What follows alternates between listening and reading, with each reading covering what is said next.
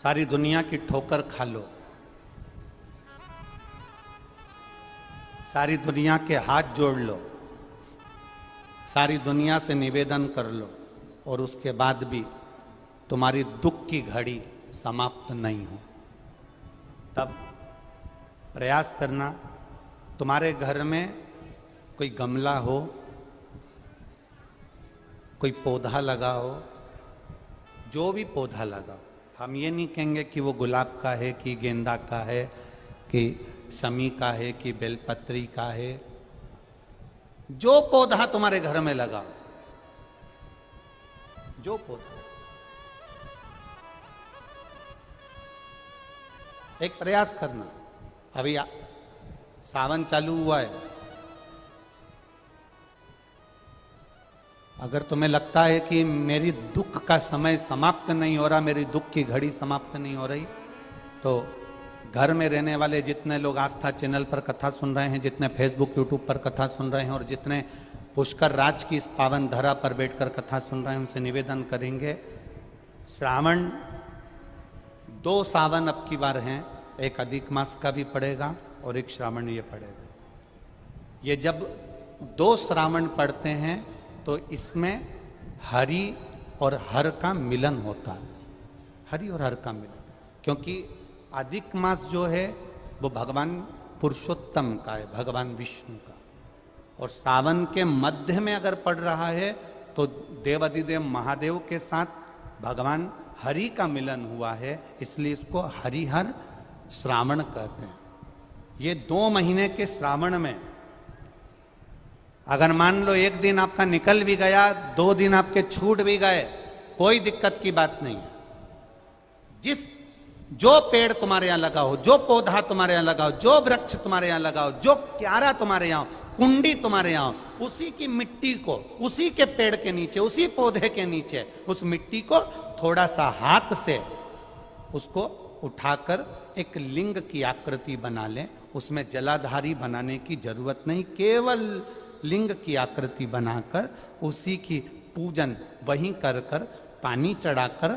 15 से 20 मिनट बाद अपना काम करने के बाद उसी को उसी मिट्टी में विसर्जन कर दें, अपनी कामना कर कर। देवाधिदेव महादेव 2 महीने के बाद क्या देगा ये वही जान सकता है। वो क्या प्रदान करेगा ये उसके ऊपर।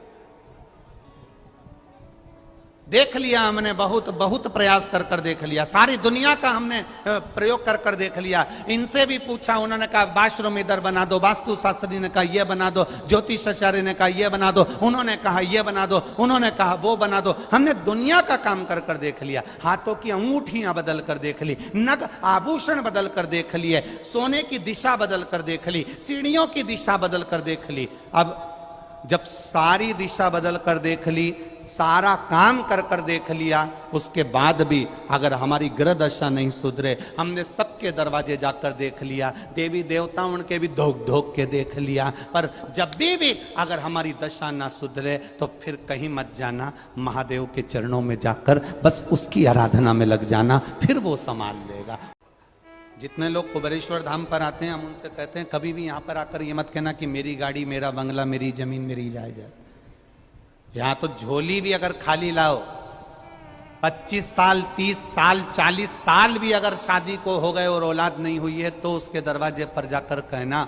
कथा सुनते सुनते उसके 7 दिन की कथा में कंकर शंकर का स्पर्श रोज कर कर अपने गर्भ को लगाते हुए कहना, तेरी कथा सुन रही हूं, मैंने सुना है तो सबकी गोदी भर देता है, मेरी शादी को 30 साल हो गए, झोली तो तू ही भरेगा, मुझे विश्वास है खाली नहीं लौटाएगा, और वो देकर ही भेजता है, देकर। अगर कोई जिंदगी में आने के बाद अगर 1000 अश्वमेध यज्ञ भी नहीं कर पाता,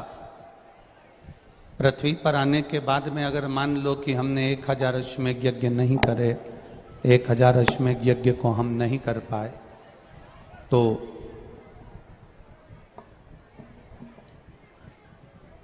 पद्म पुराण कहती है कि प्रयास करना,